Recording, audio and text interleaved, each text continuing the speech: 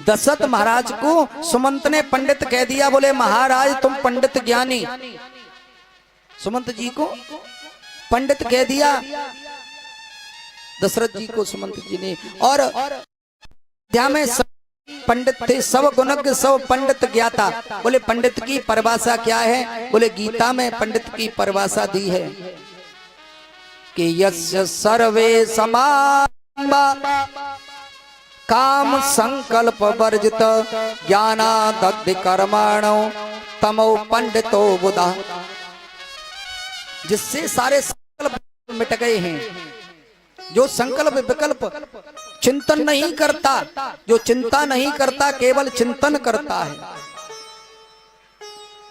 जिसको ज्ञान प्राप्त हो गया है, जिसको ब्रह्म ज्ञान की प्राप्ति हो गई है, वास्तव में वही पंडित है। आजकल के पंडित नहीं। बोले मार्ग सोई जाको जोई भावा और पंडित सोई जो गाल बजावा।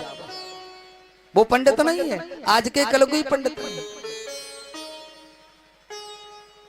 तो बोले तीसरा लक्षण है ब्राह्मण होना चाहिए।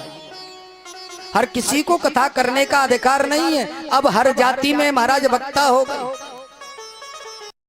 हर जाति में कथा करने लगे। मैं आपको एक बात निवेदन कर दूं, कथा कर सकते हैं, लेकिन जो कथा का वास्तविक अनुष्ठान है, जो पुण्य है, वो केवल ब्राह्मण के मुख से सुनने पर प्राप्त होगा। अगर पितरों की मुक्ति का चाहते हैं, कल्याण चाहते हैं, तो महाराज ब्राह्मण के मुख से ही कथा करानी चाहिए।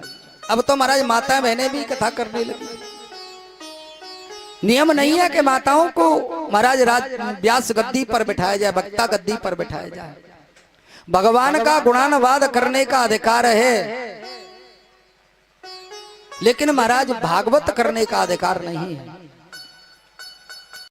क्योंकि भागवत के लिए स्पष्ट लिखा है कि विरक्तो वैष्णवो विप्रो, तीसरा लक्षण है ब्राह्मण होना चाहिए।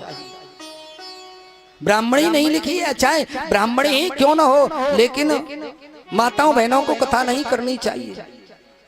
अगर उनसे कहा जाए कि सत्यनारायण की कथा करो, बोले आती नहीं है।